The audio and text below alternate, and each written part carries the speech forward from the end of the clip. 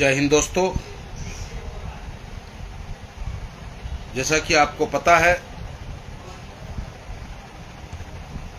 कि महाराष्ट्र की धरती पर किस तरीके से राजनीतिक दल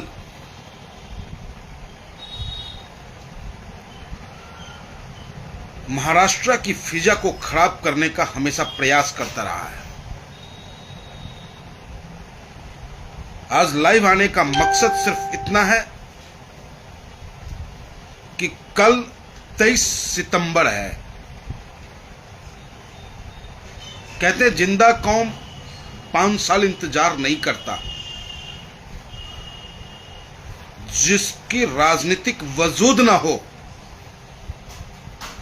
जिसकी आवाज लोकसभा और विधानसभा में उठाने वाला कोई नेतृत्व नहीं हो, उसकी आवाज कोई नहीं बनता, उसके हक की बात कोई नहीं करता। और यह साबित हो रहा है महाराष्ट्र की उस धरती पे, जिस धरती पे हमारे ही अपने लोगों के साथ जुल्म हो रहा है।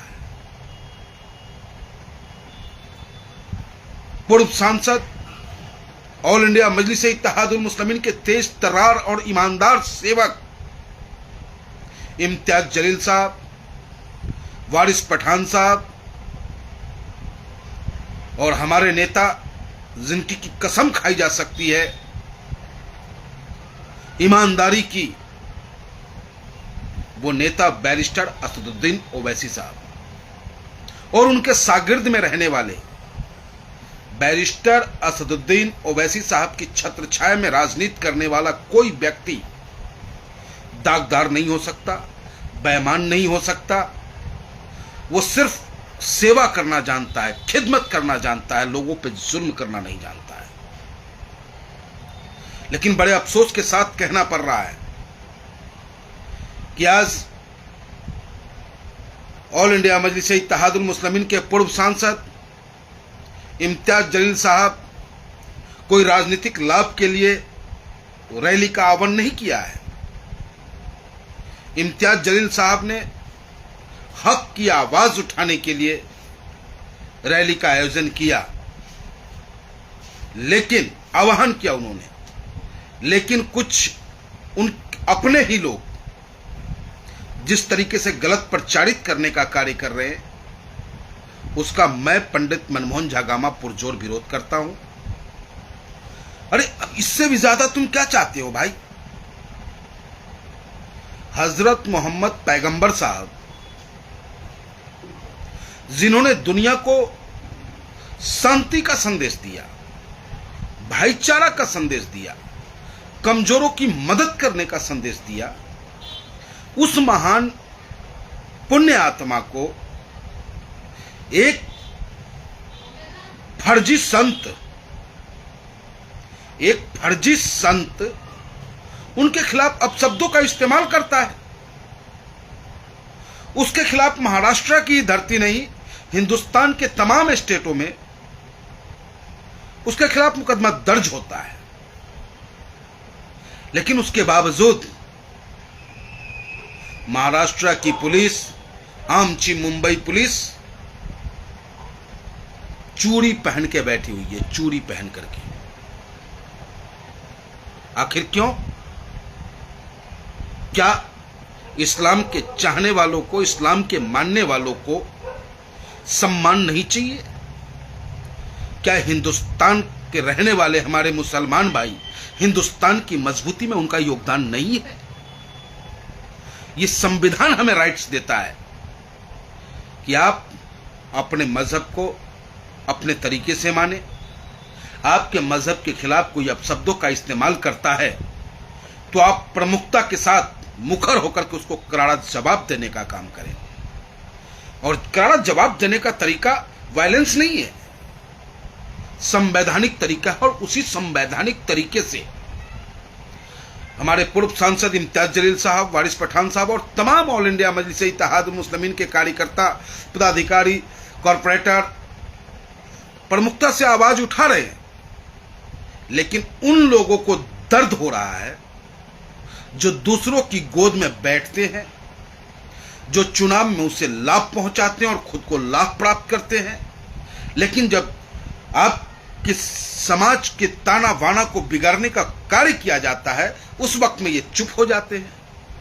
क्यों नहीं महाअघाड़ी से ये पूछते हैं कि भाई आप क्यों नहीं बोल रहे हो? शांत रामगिरी पे आपका एक शब्द नहीं आता है।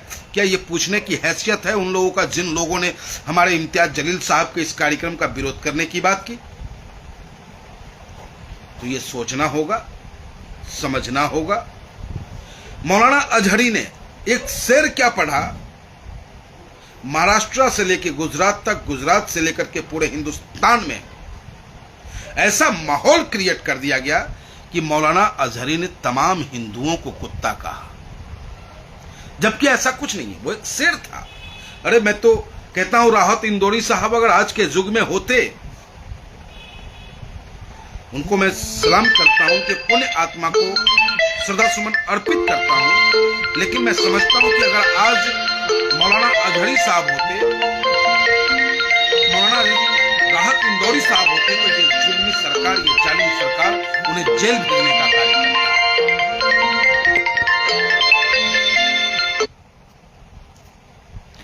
उन्हें जेल भेजने का कार्य करता, क्योंकि हमेशा राहत इंदौरी साहब ने सरकार को आईना दिखाने का कार्य किया है। एक कवि, एक शायर,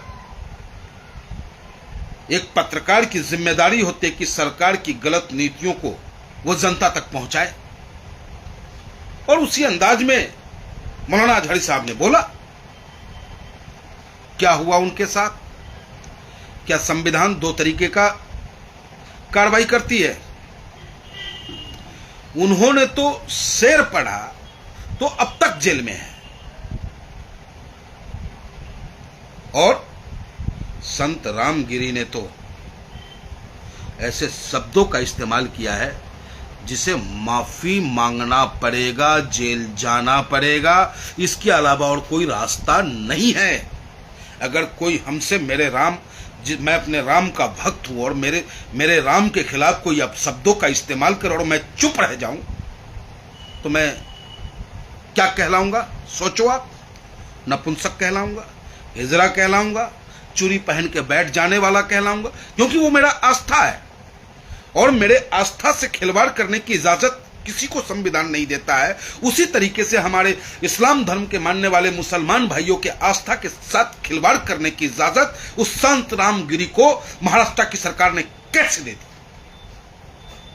और महाराष्ट्र की सरकार मुख्य दर्शक बनी बैठी है। और वो डेढ़ फुटिया नीतीश राणे, कभी उसकी धर्मपत्नी आग बबूला होती है, 15 घंटा, 15 मिनट, 5 मिनट की बात करती है। जनता ने उसे उसकी औकात दिखाई, और अब यह कहता है कि मैं मस्जिद के अंदर घुसूंगा। तेरे बाप का है, आजा मस्जिद में आ, इबादत कर, स्वागत है तेरा।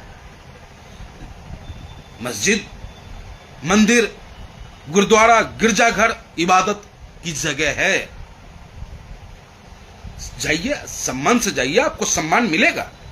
लेकिन अगर यह सोच के आप चाहेंगे कि मैं मस्जिद में जाकर मुसलमानों को पहचान कर मुसलमानों के साथ बदतमीजी करूंगा, तो न यह संविधान इजाजत देता है, न यह पंडित मनमोहन झा गामा आपको इजाजत देता है, न ही ऑल इंडिया मजलिस इत्तेहादुल मुस्लिमीन आपको इजाजत देता है।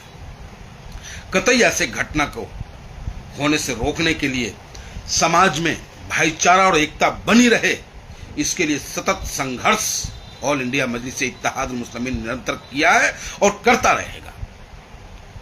मैं आप तमाम महाराष्ट्र में रहने वाले हिंदू मुस्लिम भाइयों से अपील करता हूं कि मेरे हिंदू भाई, क्या आज ये मुसलमान आए हैं?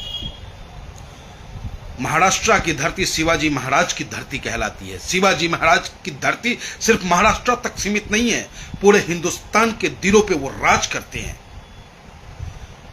और उस शिवाजी महाराज के साथ मजबूती के साथ कंधा से कंधा मिलाकर जंग लड़ने का काम अगर किसी ने किया था तो वो हमारे मुसलमान भाइयों ने ही किया था।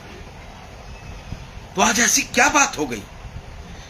इन सियासतदान, राजनीतिक दलों के बहकावे में आप कैसे आ रहे हो? कैसे आप भूल जाते हो कि शिवाजी महाराज के साथ वो थे? आज हम टिप्पू सुल्तान को गाली दे देते हो आप।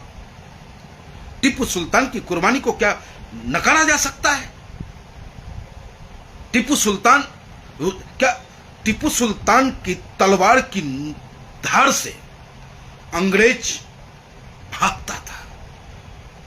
हम लोगों ने उनको सैल्यूट किया है, उनको सैल्यूट करते हैं। इतिहास में भी पढ़ा अपने टिप्पू सुल्तान को हमने, शेरे हिंदुस्तान टिप्पू सुल्तान।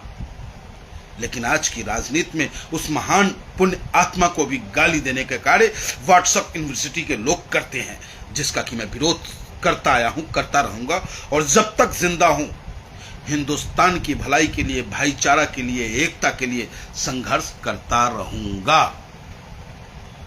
तो मेरी अपील है महाराष्ट्र के उन तमाम हिंदू भाइयों से जो जानते हैं कि हिंदू और मुसलमान हम एक ही हैं। अरे इबादत करने का ही तो तरीका अलग है। मैं पूछना चाहता हूं, क्या वो मुसलमान भाई नास्तिक हैं? क्या वो खुदा को मानते हैं ना भाई? उसी तरीके से हम भी भगवान को मानते हैं। और जो भगवान, ईश्वर, खुदा को मानने वाले लोग होंगे वो कभी किसी को तकलीफ नहीं देना पसंद करेंगे। लेकिन पता नहीं हमारे हिंदू भाइयों को क्या हो गया है। भगवान राम की हम पूजा करते हैं। आपने कभी सुना है कि प्रभु राम ने कहा हो आपसे कि आप मेरी ही पूजा करो, शिव की पूजा मत करो? कहा उन्होंने कभी? ठीक है, आदमी की अपनी आस्था है। कई हिंदू भाई मुसलमान बन गए, कई मुसलमान भाई हिंदू बन गए। उनकी अपनी आस्था है, जहां उनकी आस्था टिकती है वो करते हैं, इबादत करते हैं। तो इसका मतलब ये तो नहीं कि हम और हिंदू और मुसलमान अलग हो गए। क्या हमारा खून हरा है या उनका खून हरा है? हम सबका खून लाल है। हम सबका आने का रास्ता एक, हम सबको जाने का रास्ता एक है। अरे ऊपर वाला अगर अलग अलग होता तो ये दुनिया टिकती ही नहीं। ऊपर वाले कहते कि आज जो हवा चलेगा वो सिर्फ हिंदू के घर चलेगा, और एक कहता कि नहीं, एक मुसलमान के घर चलेगा, एक कहते कि सिख के घर चलेगा। लेकिन ऊपर वाले सूर्य की रोशनी बराबर देते हैं, चांद की शीतलता बराबर देते हैं, और हवा हम सबको बराबर उसी तरीके से मिलता है। तो क्यों हम हिंदू मुस्लिम में लड़े? हाँ, हम लड़ेंगे, अपनी आस्था के लिए लड़ेंगे। मेरी आस्था हनुमान जी पे है, मेरी आस्था राम जी पे है। तो कोई राम जी को अपशब्द कहेगा, कोई हनुमान जी को अपशब्द कहेगा तो मुझे पीड़ा होगी। मैं अपने पीड़ा को प्रदर्शित करूंगा, यह अधिकार है मेरा। उसी तरीके से महाराष्ट्र नहीं, तमाम हिंदुस्तान के मुसलमान भाई आज दुखी हैं संत रामगिरी के उन शब्दों से और सरकार की चुप्पी से, और तकलीफ है उन्हें उन महाअघाड़ी दल से, कांग्रेस से, उद्धव ठाकरे गुट से, पवार से, कि ये लोग हमारे वोट तो ले लेते हैं, लेकिन जब उनके मान सम्मान की बात आती है, उनके अधिकार की बात आती है, तो इनके मुंह में दही जम जाता है। इस बात से दुखी है वो। सिर्फ वोट आपको अच्छा लगता है, उनका सपोर्ट उनका आप नहीं करोगे। ऐसा समय अब नहीं आएगा। हमें यकीन है, विश्वास है कि हमारे अच्छे और सच्चे हिंदुस्तानी भाई कल मजबूती के साथ इम्तियाज जलील साहब, वारिस पठान साहब, इन सब के नेतृत्व में चलकर अपनी मजबूत विरोध दर्ज कराने का कार्य करेंगे महाराष्ट्र सरकार के खिलाफ, उनकी सोच के खिलाफ। तो मेरी अपील है तमाम नौजवानों से, जैसा कि इम्तियाज जलील साहब ने भी अपील किया है, क्योंकि हम लोग ऑल इंडिया मजलिस इत्तेहादुल मुस्लिमीन के सिपाही हैं, संविधान में आस्था रखते हैं। हमारा नेता संविधान से एक शब्द परे नहीं चलते। इसलिए तमाम नौजवान साथियों से अपील है कि एक हाथ में तिरंगा रखो आप, और कोई ऐसे शब्दों का इस्तेमाल मत करना, क्योंकि युवा हो आप, आवेश में आ सकते हो आप। युवाओं में जोश होना आवश्यक है, लेकिन जोश के अति, युवाओं में जोश का होना, लेकिन उसके साथ साथ होश का होना अति आवश्यक है। इसलिए आप तमाम साथी भारी से भारी तादाद में पहुंचे। हजरत मोहम्मद पैगंबर साहब के खिलाफ अब शब्द इस्तेमाल करने वाले उस फर्जी संत को जब तक महाराष्ट्र की सरकार गिरफ्तार नहीं कर लेती है, तब तक अपनी मजबूत उपस्थिति दर्ज करा, मजबूत विरोध दर्ज कराएं संवैधानिक तरीके से। और ये पंडित मनमोहन झागामा बैरिस्टर असदुद्दीन ओवैसी साहब का सिपाही दिल से आपके साथ है, और आवश्यकता पड़ी तो ये पंडित मनमोहन झागामा भी महाराष्ट्र की धरती पे आपके साथ कंधा से कंधा मिलाकर हजरत मोहम्मद साहब के खिलाफ अपशब्द बोलने वाले संत मौलाना गिरी के गिरफ्तारी की मांग के लिए धरना पे बैठना पड़ा तो बैठने के लिए तैयार हो। जय हिंद, जय भारत, हिंदुस्तान जिंदाबाद, बैरिस्टर असदुद्दीन ओवैसी साहब जिंदाबाद, ऑल इंडिया मजलिस इत्तेहादुल मुस्लिमीन जिंदाबाद।